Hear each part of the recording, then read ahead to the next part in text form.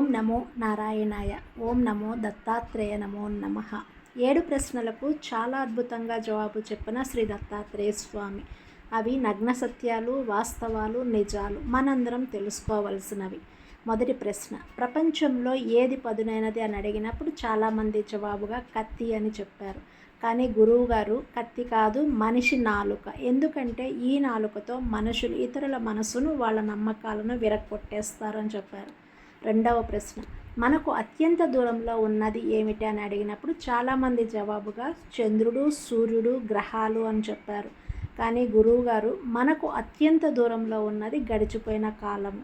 ఎంత ప్రయత్నించినా ఆ కాలాన్ని తీసుకురాలేము, ఆ కాలంలోకి వెళ్ళలేము.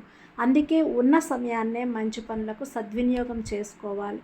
ఎంత డబ్బు ఉన్నా కూడా మనము గడిచిపోయిన కాలంలోకి వెళ్ళలేము అని చెప్పారు.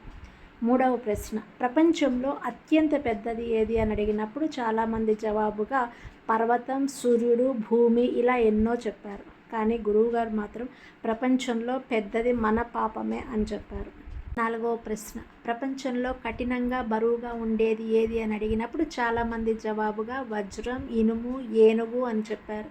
గురువుగారు మాత్రం కఠినమైనది మాట ఇవ్వడం. మాట ఇవ్వడం తేలికే, కానీ నిలబెట్టుకోవడమే చాలా కష్టమని చెప్పారు.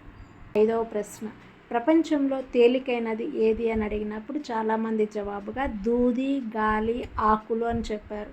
గురువుగారు ప్రపంచంలో తేలికైనది ఒకరిని చూసి వ్యంగ్యంగా మాట్లాడడం అని చెప్పారు. ఆరవ ప్రశ్న, మనకు దగ్గరగా ఉన్నది ఏది అని అడిగినప్పుడు అందరూ జవాబుగా తల్లిదండ్రులు, స్నేహితులు, బంధువులు అని చెప్పారు. గురువుగారు మాత్రం మనకు దగ్గరగా ఉండేది మన చావు.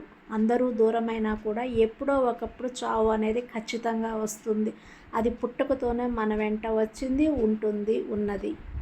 ఏడవ ప్రశ్న, ప్రపంచంలో సులువైనది ఏది అని అడిగినప్పుడు చాలామంది జవాబుగా తినడం, పడుకోవడం, తాగడం, తిరగడం అని చెప్పారు. కానీ గురువుగారు మాత్రం ప్రపంచంలో సులువైనది అనేది మరొకరి మనస్సును విరగొట్టడం. ఇంతకంటే సులువు ఏదీ లేదు అని చెప్పారు. హర హర మహాదేవ శంభో శంకర. ఓం నమో భగవతే నారాయణాయ.